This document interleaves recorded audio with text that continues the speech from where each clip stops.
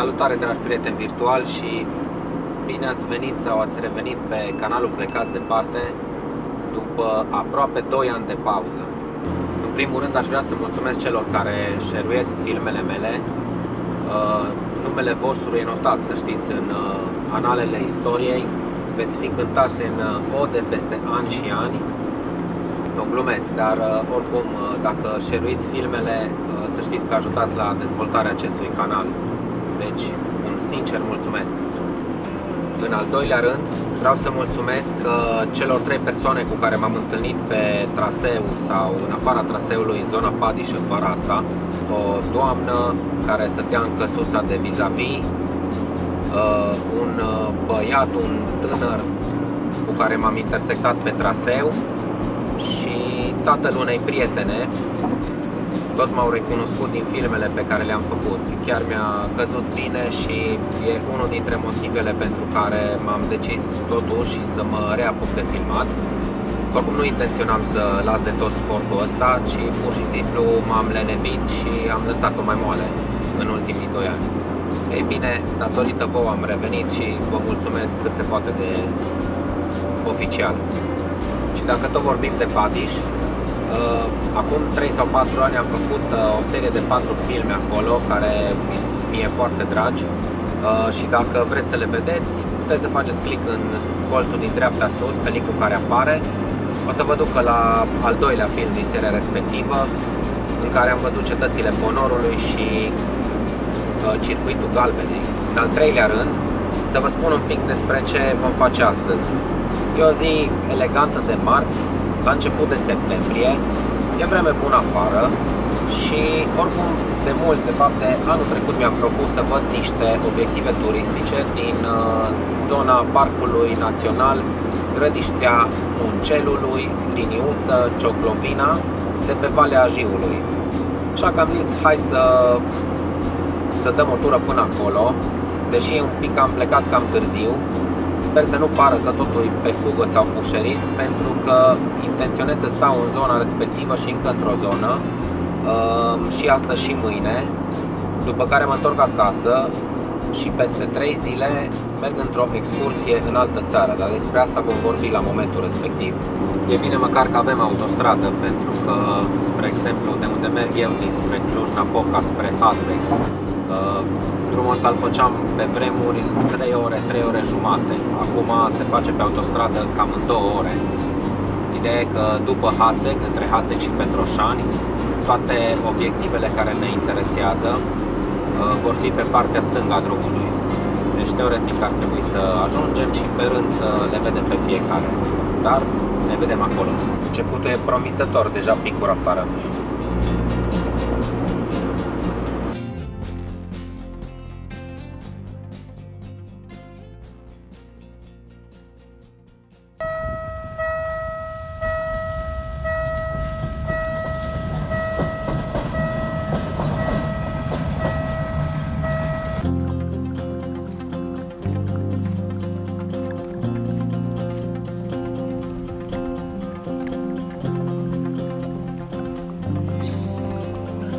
Suntem chiar la intrarea în cheile Băniței.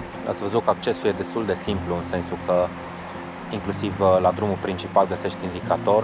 Cum vii dinspre Haseg spre Petroșani, înainte de Petroșani, se face la stânga o ieșire unde e și o benzinărie TCM, nu știu ce, o benzinărie abandonată, sau cel puțin așa pare. Se coboară spre parcare, lași mașina, vii pe jos până vezi o căbănuță. La căbănuță în stânga ai ajuns la intrarea în chei. Cred că sunt destul de scurte, din câte am așa un feeling.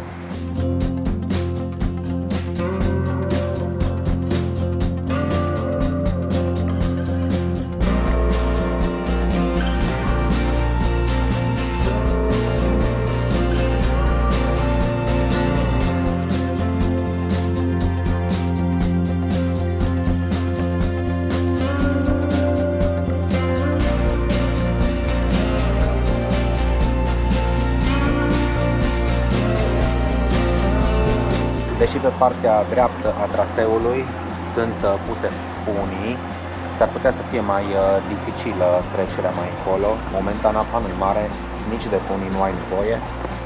Mergem înainte și vedem.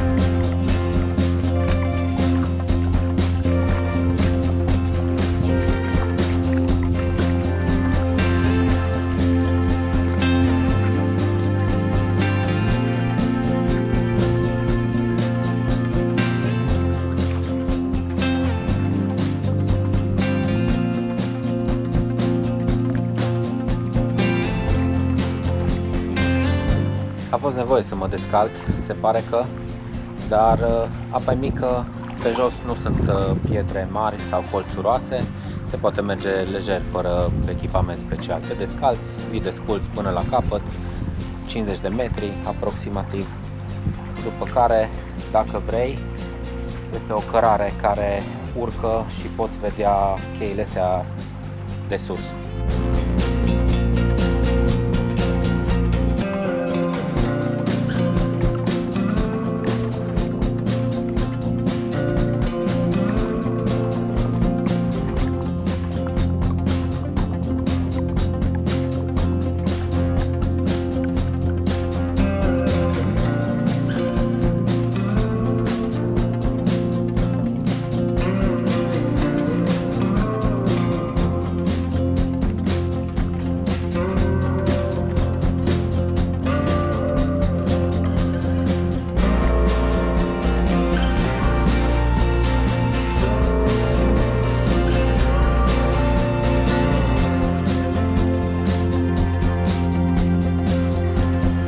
Se auzea trenul de sus, că prin zonă trece calea ferată, aia la care ne-am uitat la barieră cum trece trenul. Acum a trecut un alt tren, aia e destul de drăguț, într-un final, dar sunt foarte, foarte mici. Ăsta e locul de selfie. O să fac și eu un selfie aici.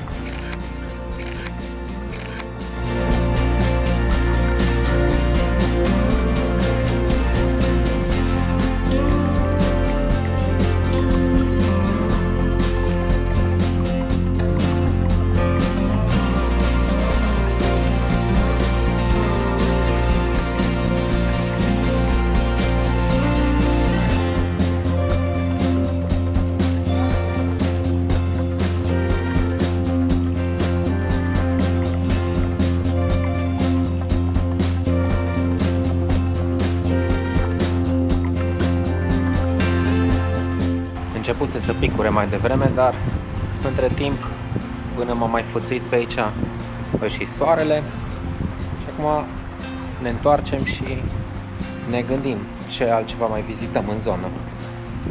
Sau de fapt, poate că ar trebui să dau o tură și pe sus. Cred că așa o să fac. Fac o tură pe sus și după aia plecăm.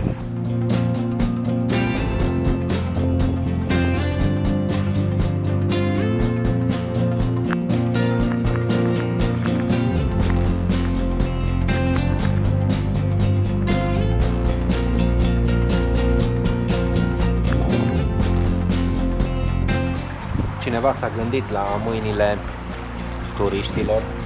Eu m-am zgâriat odată într-o sârmă din asta și am îmbrăcat-o într-un fel de bandă izolatoare, duct tape sau ceva de genul. Locul în care m-am zgâriat era în cheile Râmețului, pe care, apropo, dacă vreți să le vedeți, puteți să accesați linkul care apare în colțul de sus dreapta.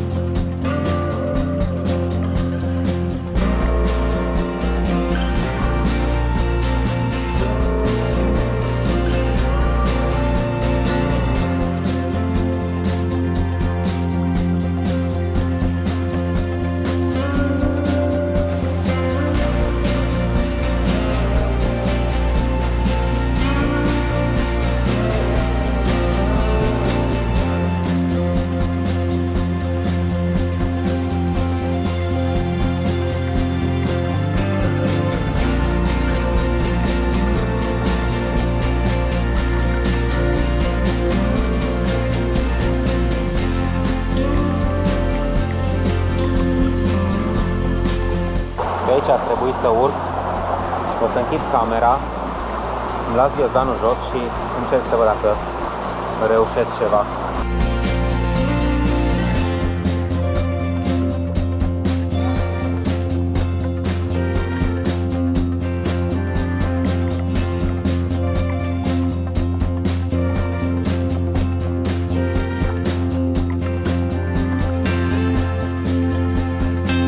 N-am reușit nimic. Ne luăm adio de la chei, adio chei și mergem în altă parte, anume la peștera Boli.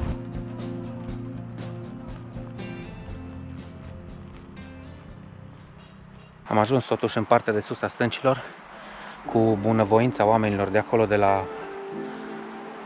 fabrica de cherestea ce-o fi.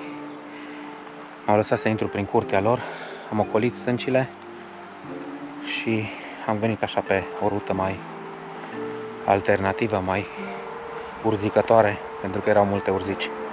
Mai vedem și de sus cheile.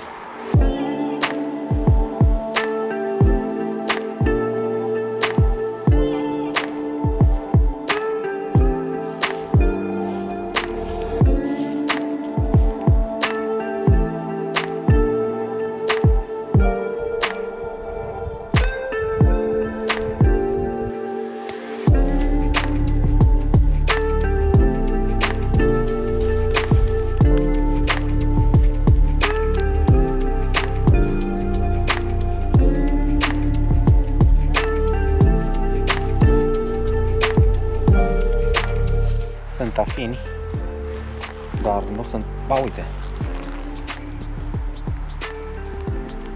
O afină.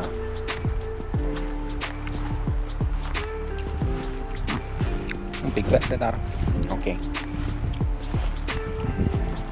Cred că pe mine nu mă aud oamenii de jos din chei cum defilez pe aici, deși fac destul de mult zgomot, trosnesc lemne sub picioare, pentru că ei aud apa. Chiar se aude trenul.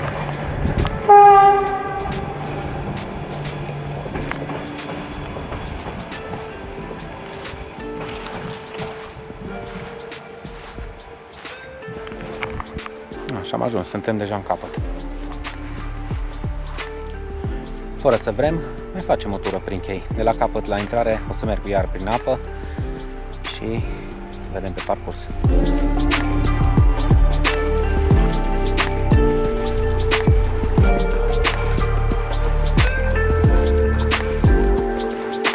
M-ați auzit de jos? De jos m-ați auzit? Când că eram pe acolo, tot foșneam, dar cred că din cauza... A strigat la noi? Nu v-am strigat, nu. Vă întrebam dacă s-au auzit ceva de sus. Bine, mulțumesc.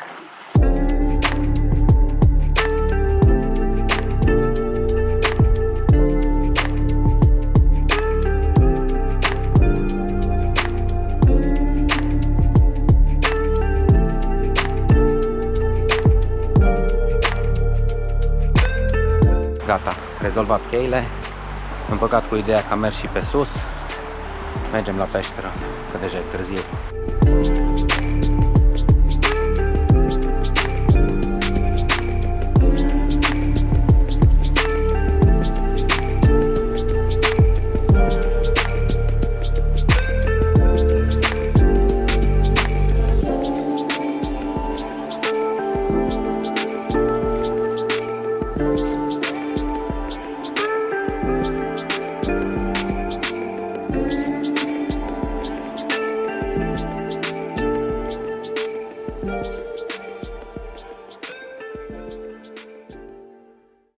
Suntem la intrarea în peștera Bolii, ne-am ușurat de 10 lei, am primit în schimb 2 bilete de câte 5 lei, nu are importanța asta.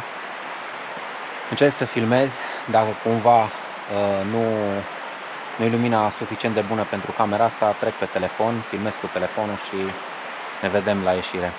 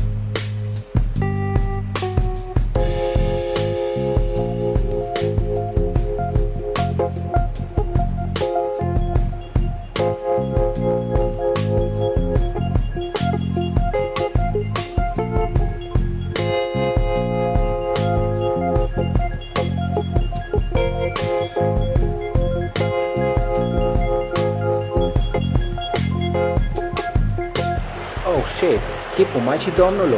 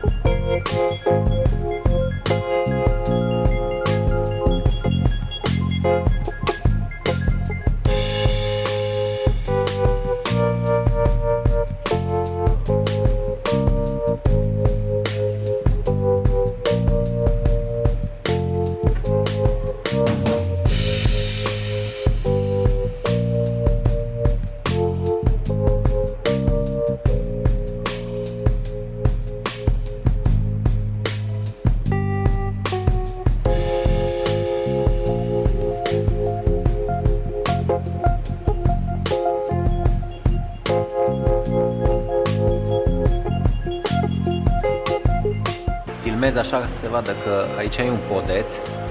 Practic treci dinspre zona iluminată a peșterii pe podeț, intri în beznă și undeva din beznă, în capăt, se vede ieșirea din peșteră. Ieșire din peșteră la care nu ai acces, pentru că trebuie din nou să treci o dată peste pârâul care curge prin peșteră și nu este niciun pod, nicio amenajare făcută. Era interesant dacă puteam ieși pe partea cealaltă, dar din păcate lipsește doar un pod, sau cel puțin un pod. Închei de pe podul selfie-urilor. Ar fi fost interesant să fie ieșit în partea cealaltă din peșteră, n-a fost cazul. Nu uitați până la următorul film să vă înscrieți la canalul ăsta, să dați un like, să scrieți un coment dacă doriți film și să ne vedem cu bine la următorul. Ciao!